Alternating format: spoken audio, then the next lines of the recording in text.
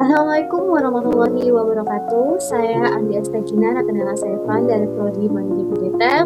Di sini saya akan membahas tentang memahami layanan dari dua perspektif, yaitu dari perspektif operasional dan perspektif konsumen. Nah, sebelum kita memahami dua perspektif itu, ada baiknya kita memahami apa sih itu layanan. Jadi, layanan adalah aktivitas ekonomi yang menciptakan nilai dan memberikan manfaat kepada pelanggan pada waktu dan tempat tertentu sebagai hasil dari tindakan yang membawa perubahan yang diinginkan. Jadi, ada dua perspektif, yaitu perspektif operasional dan perspektif konsumen. Sekarang kita masuk pada perspektif operasional. Jadi perspektif dari sudut pandang penyedia layanan yang berfokus pada proses, sistem, dan sumber daya yang digunakan untuk menghasilkan dan menyampaikan layanan. Jadi ada 3 fokus utama dari perspektif operasional, yaitu ada manajemen sumber daya, standar operasional perusahaan atau SOP, dan produktivitas dan biaya. Selanjutnya kita akan melihat contoh layanan operasional dari dua sisi. Yang pertama adalah sisi layanan restoran. Jadi yang pertama itu ada standar waktu penyajian. Jadi seperti restoran menentukan waktu maksimal untuk menyajikan makanan agar pelanggan tidak menunggu lama. Ya, tujuannya menjaga kecepatan dan kepuasan pelanggan. Terus yang kedua adalah sistem manajemen inventory dan bahan baku, yang dimana sistem untuk memantau stok bahan makanan misalnya kayak beras, daging, sayur agar tidak habis atau basi. Ya, tujuannya untuk memastikan bahan selalu tersedia dan segar. Terus yang ketiga adalah prosedur food safety and hygiene, yang dimana aturan menjaga kebersihan dan keamanan makanan seperti memakai sarung tangan, masker, dan cuci tangan. Tujuannya menjaga kesehatan pelanggan dan menjaga kualitas makanan. Yang keempat adalah shift manajemen karyawan, di mana pengaturan jadwal kerja pegawai misalnya shift pagi dan shift malam, agar operasional restoran tetap berjalan tanpa kelelahan karyawan. Tujuannya meningkatkan efisiensi dan semangat kerja. Yang terakhir adalah sistem POS atau point of sale, di mana sistem kasir digital untuk mencatat pesanan, menghitung total harga, mencetak struk secara cepat. Dan tujuannya sendiri adalah mempermudah transaksi dan mengurangi kesalahan manusia. Nah, sekarang kita lihat dari layanan transportasi online. Yang pertama adalah sistem GPS and routing, di mana teknologi untuk melacak pengemudi dan penumpang serta menentukan rute tercepat. Tujuannya untuk menghemat waktu perjalanan dan bahan bakar dari drivernya sendiri. Terus yang kedua adalah payment gateway terintegrasi, di mana sistem pembayaran digital seperti misalnya GoPay, OVO, atau Dana yang langsung terhubung dengan aplikasi.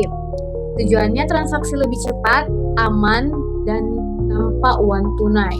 Dan yang terakhir adalah database pengemudi dan penumpang serta clouding computing, yang dimana ini seperti data semua pengguna kayak pengemudi dan penumpang itu disimpan dalam sistem berbasis cloud agar mudah diakses, diperbarui, dan aman.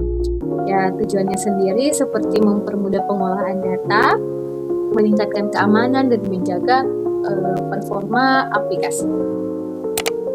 Selanjutnya kita memasuki perspektif konsumen, di mana perspektif ini dilihat dari sudut pandang pelanggan yang berfokus pada pengalaman, manfaat, dan nilai yang diterima dari layanan.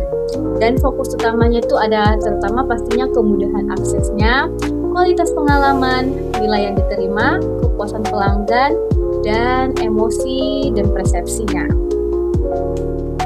Nah, sekarang kita masuk di contoh layanan konsumen. Yang pertama itu ada pelayanan yang cepat, yang dimana ini pelanggan tidak perlu menunggu lama untuk memesan atau menerima sebuah makanan tersebut.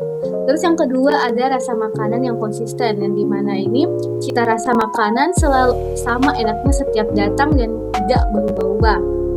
Terus yang ketiga adalah Suasana nyaman dan bersih. Jadi di sini seperti tempat makan terasa enak, digunakan bersih, akan membuat pelanggan sendiri itu jadi betah. Terus ada harga yang terjangkau, yang dimana harga terjangkau sendiri ini seperti harga sesuai dengan kualitas dan bisa dijangkau oleh banyak orang. Terus lokasi mudah dijangkau. Jadi lokasi mudah dijangkau ini seperti tempatnya yang strategis, mudah ditemukan, dan tidak sulit untuk diakses. Terus ada kita lihat lagi dari sisi layanan transportasi online. Jadi yang pertama itu ada pesan kendaraan dari aplikasi itu mudah. Jadi cukup lewat HP tanpa harus keluar rumah atau mencari kendaraan di jalan. Terus yang kedua itu ada driver datang tepat waktu, di mana pengemudi tiba sesuai perkiraan waktu yang tertera di aplikasi itu sendiri. Terus yang ketiga adalah tidak perlu tawar-menawar harga, karena harga sudah otomatis ditentukan oleh sistem, jadi lebih praktis dan adil.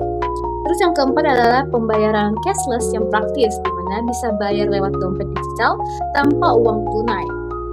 Terus yang kelima adalah rute perjalanan yang termonitor. Jadi jalur perjalanan bisa dilihat langsung di aplikasi, membuat lebih aman dan transparan.